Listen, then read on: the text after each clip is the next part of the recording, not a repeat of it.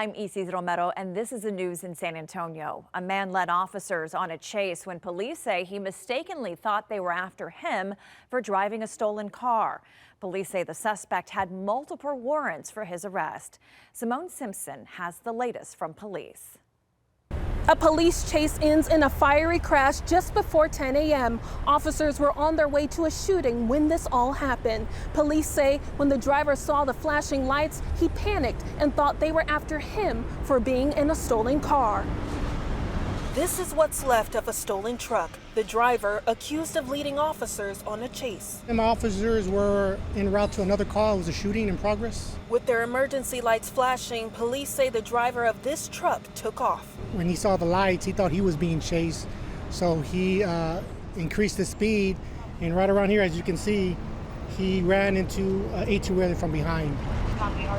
Police say the chase went westbound on 410 until he crashed into an 18-wheeler. Right after, police say he ditched the car with his girlfriend still inside. Police say she told them she had no idea the car was stolen. She was injured and taken to the hospital. Police say the suspect has warrants out for his arrest, not only for a stolen vehicle. Same thing, stopping when you're in hate. Police say they found a handgun in the car, but it's unclear who the weapon belongs to. Officials said the driver's girlfriend has no warrants. Reporting from the southwest side, Simone Simpson, KENS 5.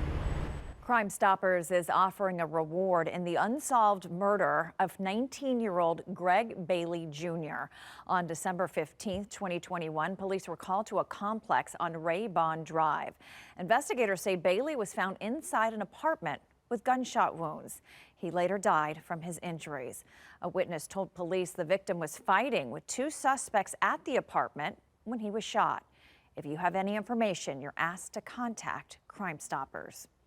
We're waiting to learn the identity of the 19-year-old motorcyclist who died in a crash overnight. Police say a woman in a car was pulling into an intersection when she clipped the rider as he sped by. Officers say the man was pronounced dead at the scene. No charges are expected for the driver who stayed at the scene. This now marks the sixth fatal motorcycle crash in San Antonio in less than 2 weeks. A man drowned in a community pool in far east Bexar County. The Bexar County Sheriff's Office says a worker found the 35-year-old man unresponsive floating in the pool.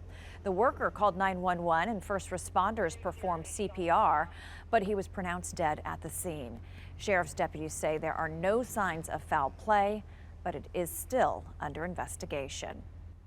A fire on the west side of the city displaced families at an apartment complex. Rania Kaur has what we know so far.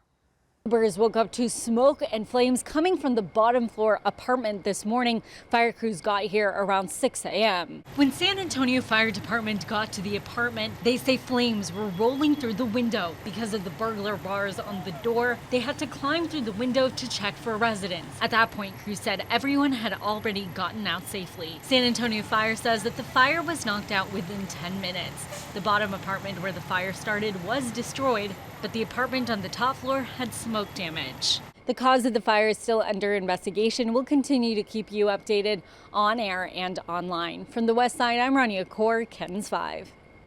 After hours of public comment, Bexar County commissioners voted to place a venue tax on the November ballot. If passed, this would lead to reshaping some of San Antonio's most iconic venues. Funding would also go toward a new Spurs arena. Zach Briggs has more from Commissioner's Court. Spurs owner Peter Holt first to speak during public comment on the county's proposed change of the venue tax. The Spurs have committed $500 million plus to the arena. This commitment shows our belief in the city, the county, and having a fruitful partnership that benefits all. Major upgrades could be on the horizon, impacting Freeman Coliseum, the stock show and rodeo facilities, the Frost Bank Center, and a potential new Spurs arena.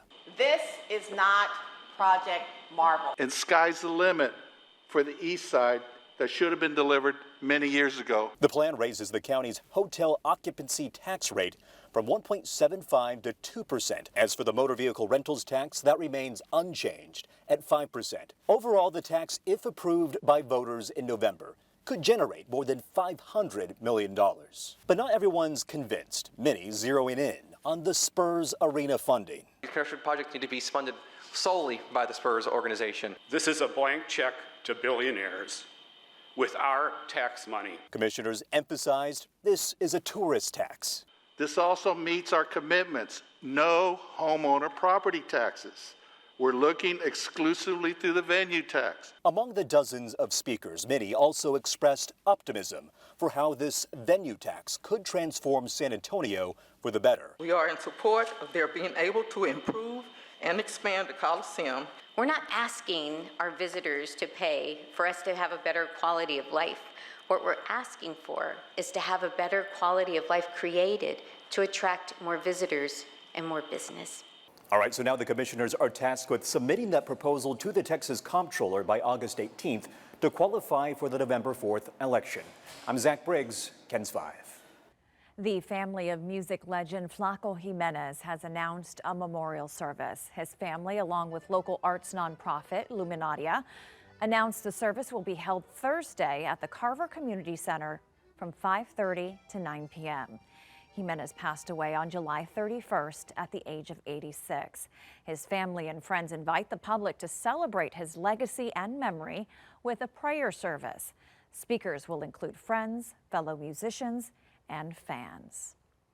Well, a dog from Adkins in East Bexar County is a finalist for a national honor. We'd like you to meet Foxtrot, a Great Dane.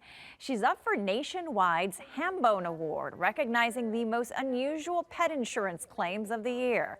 Foxtrot earned her nomination the day after Thanksgiving when she stole a full turkey leg and swallowed it whole. Thanks to quick action, a vet was able to safely remove the bone. You can vote for her through August 12th. And that's the news in San Antonio.